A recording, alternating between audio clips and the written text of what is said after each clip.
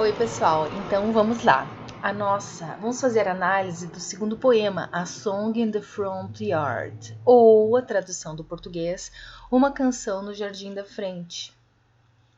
No português, na página 138 do artigo que vocês têm aí em mãos, a tradução diz: Fiquei no jardim da frente a vida toda, agora quero poder espiar o fundo. Mal cuidado, onde a erva daninha cresce sequiosa, uma garota se entedia com uma rosa. Quero ir para o quintal agora e quem sabe poder entrar nesse beco, onde brinca a criançada carente, onde quero me divertir realmente.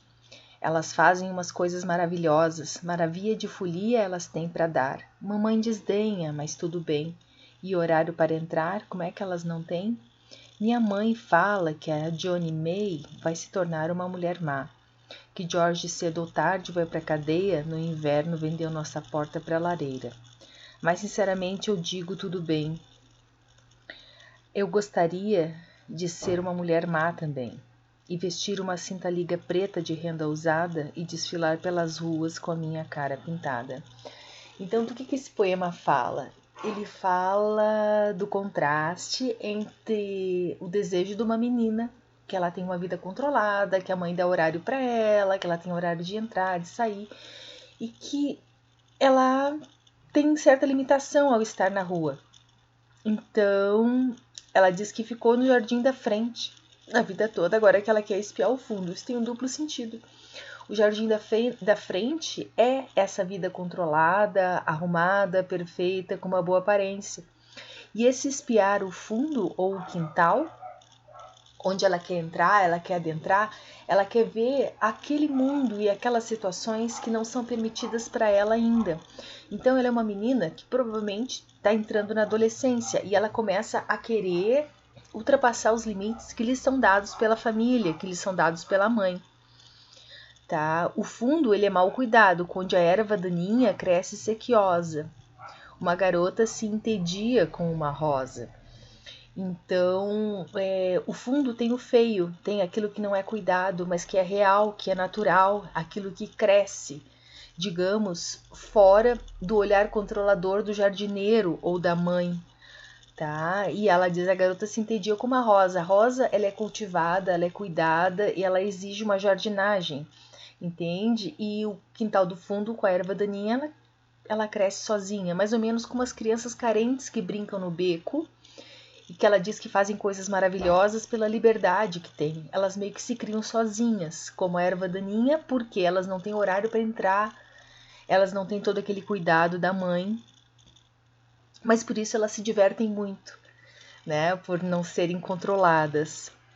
E a mãe é o elemento controlador, é o jardineiro, digamos assim, a jardineira dessa menina, que faz críticas, né? Essa mãe dentro de um contexto religioso, talvez puritano, protestante, diz assim, minha mãe, ela fala que a Johnny May vai se tornar uma mulher má. O que é uma mulher má? No inglês, will grow up to be a bad woman. Então, provavelmente, o que? Uma mulher que está fora dos padrões, que a gente associa que uma mulher má é uma mulher que vive essa sensualidade, porque na última estrofe ela diz bem que eu gostaria de ser uma mulher má também, vestir uma cinta-liga preta de renda usada e desfilar pelas ruas com a minha cara pintada. Uma prostituta, uma mulher que se maquia muito e que pode ser mal vista, o que aparece aqui como contraste? Na sociedade negra, racista, e onde na sociedade racista no Brasil também é assim, as pessoas negras costumam ser hipersexualizadas, ou seja, é como se eles não tivessem a mesma moral que os brancos têm e que por isso eles são devassos, eles não são pessoas boas do ponto de vista moral. E a mãe, numa tentativa de educação cuidada e religiosa com a filha, se preocupa com essa moralidade sexual. Tanto que ela fala da menina, da Johnny May, que poderia se tornar uma mulher má. Do menino, do George, né? O George poderia se tornar aqui, pelo que ela está dizendo, um criminoso, porque ela diz que cedo ou tarde ele vai para a cadeia, porque no inverno ele vendeu a porta para a lareira. ele não é chamado de um homem mau, ele é chamado de um cara que vai pra cadeia, ele é um cara que vai ser preso. No caso, a mulher é má porque ela pode se prostituir, porque ela pode ser caracterizada por um excesso de sensualidade e afirmar, de uma certa forma, aquilo que a sociedade branca fala a respeito das pessoas negras, ou que são ladrões ou que são hipersexualizados, tá?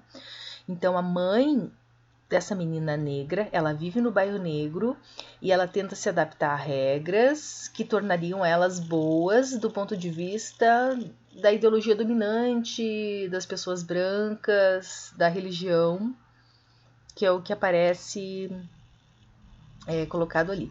Outra coisa, na tradução aparece: no inverno vendeu nossa porta para a lareira. No original em inglês diz: on account of last winter he sold our back gate, tá? Nosso portão dos fundos, tá? Ele vendeu. E aí o que acontece? Por que será que ele vendeu? Justamente fala dessa condição de ser carente, de ser pobre, a ponto de precisar roubar uma porta para vender no inverno para conseguir algum dinheiro.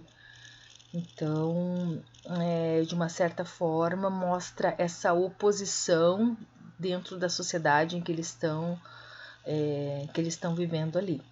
Tá? O que aparece o comentário do tradutor ali sobre a tradução? Que ele tentou associar a mesma quantidade, ao traduzir o poema para o português, de versos, a mesma quantidade de sílabas a cada verso. E que foi bem difícil, porque as palavras têm outro significado, têm outros tamanhos em outras línguas, em outra língua, no caso na nossa, e que às vezes no inglês é possível utilizar palavras curtas porque tem uma quantidade maior de palavras monossilábicas no inglês, dando essa, digamos, de forma mais sucinta, passando esse significado, e que no português às vezes a gente precisa de mais palavras para dizer a mesma coisa. Então ele tentou, na medida do possível, tá, a criar versos que de algum modo pudesse expressar essa regularidade semelhante em relação ao número de sílabas, tá? Embora não tenha como ter ficado igual na tradução, porque realmente tem que fazer adequações para que a gente possa entender dentro do contexto. É aquilo que a gente sempre conversa. Quando eu faço uma tradução, eu não estou traduzindo palavra por palavra. Eu tenho que traduzir de uma certa forma a interpretação, o contexto todo do poema, para que ele volte a fazer sentido dentro do poema traduzido. É uma reconstrução. Tá? E ele chama atenção, né, que um termo em inglês que está em posição rimante são os versos They have some wonderful fun. You will grow up to be a bad woman. O fun com woman como formas de rima que aparecem no poema, tá? E que rimam justamente na leitura e na sonoridade, que é outra característica da poesia em língua inglesa, é essa questão da rima pela sonoridade, pela forma como as sílabas se aproximam. Ok? Então eu vou gravar em seguida outro vídeo para vocês com o último poema, The Mother.